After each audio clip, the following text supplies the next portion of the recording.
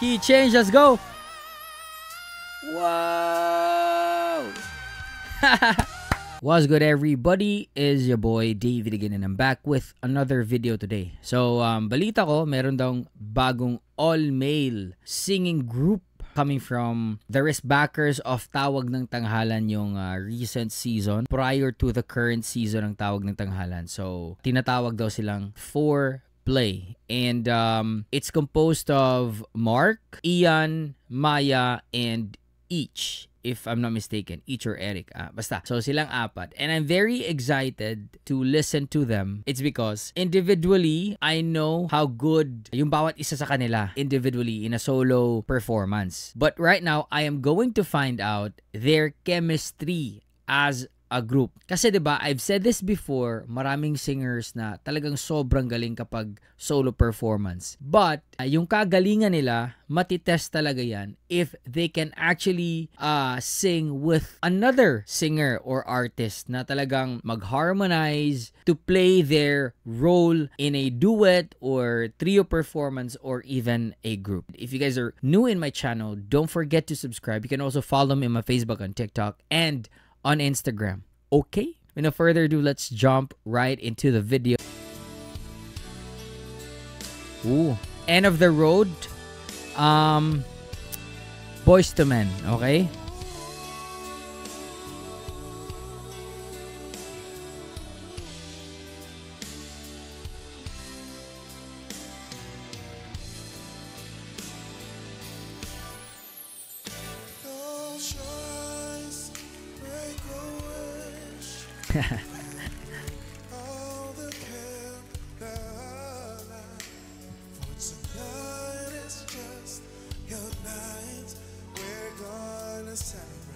Very international yung tone quality ni Each eh.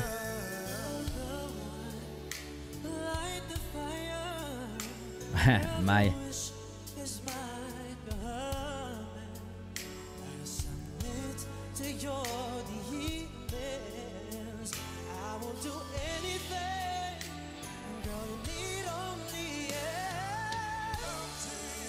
Nice.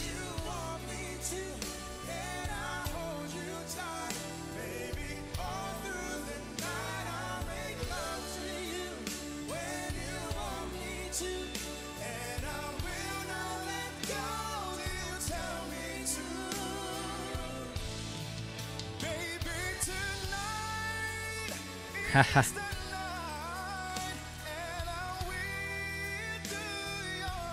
Galing ng chest voice.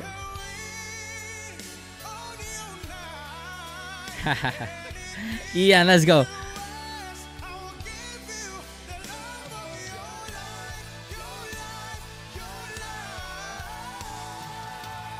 Woo! Key change, let's go.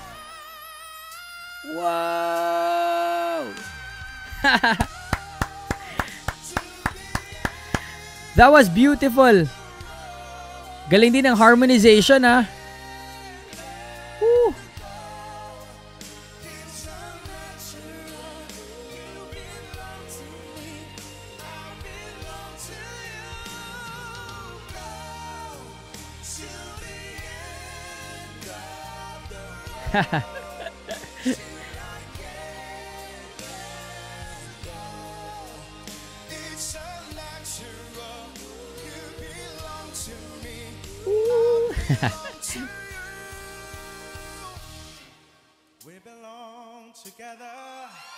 Sheesh! Suwabe nun.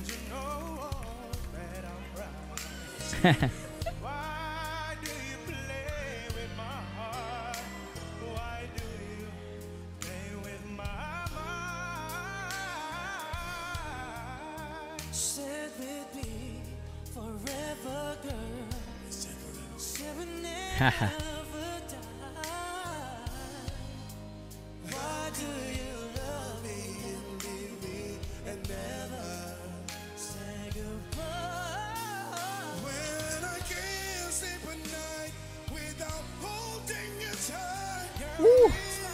Beautiful raspiness. Galing.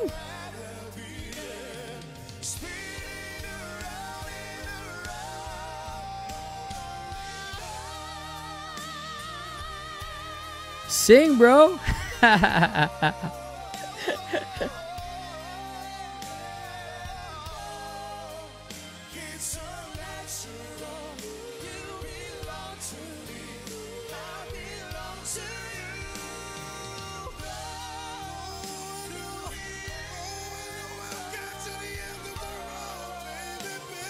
Woo! Galing nung adlibs ni H.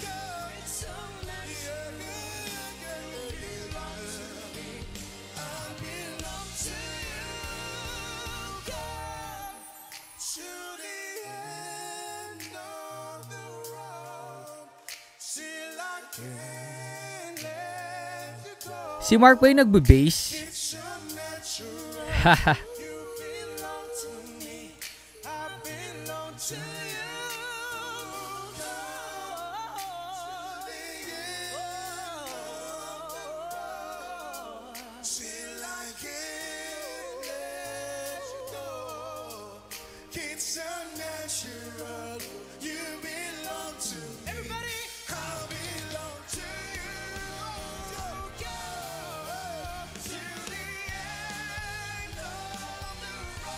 Woo!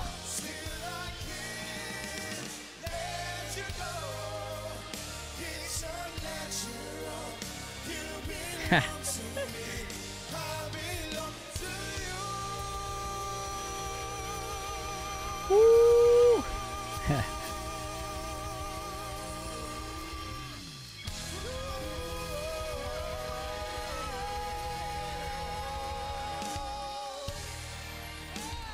Sheesh. Okay. That was beautiful. Beautifully done. Beautifully executed. Okay. There were parts siguro na the harmonization may mga konting, siguro kasi it's their first time, no? But overall, sarap sa tenga, masarap sa tenga talaga, no? But there were few parts siguro na need lang ng polishing, no? From a perspective, galing sa isang musikero na audience na kumakanta din. From me, okay? I'm not trying to be like a pro critique, okay? This is just me being honest, okay? So there were a few parts lang siguro na need polishing, but yes, definitely that was powerful and beautiful performance. Most of the time pag sobrang magagaling, tapos nilagay mo sa isang grupo, may mga regarding sa chemistry, regarding sa role, okay? But the four of them did their role well, no? Ginampanan talaga nila kung anong dapat nilang gawin sa mga parts nila, binigay sa kanila. Now, I'm just gonna break down their tone quality. Ang ganda ng tone quality ni etong ni Each, no? Very international, yung Black American na raspiness na gospel singer, no, na R&B, no?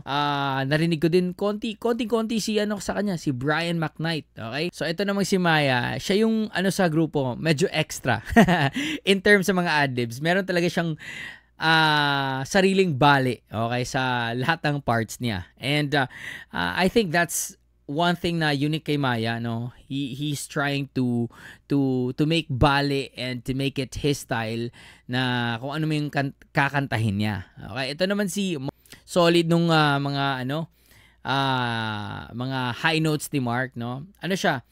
He's like siya yung Filipino power balladeer na very versatile na pwedeng kumanta ng pop R&B. Galing ni Mark. And Ian, very unique tone, okay? Very international din yung tone ni Ian, no? Para siyang may pagkabugoy, na pagka Sam Smith, na like, ang galing nilang apat, man.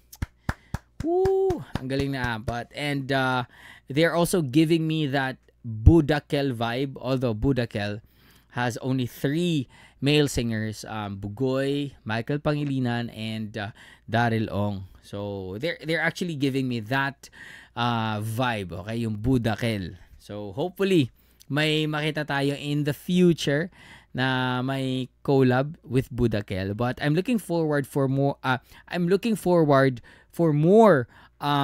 Performances sa foreplay, no? Ibang kanta naman. So I hope you guys enjoy the one. Peace out, everybody. Much love. Stay safe and God bless you all. Peace.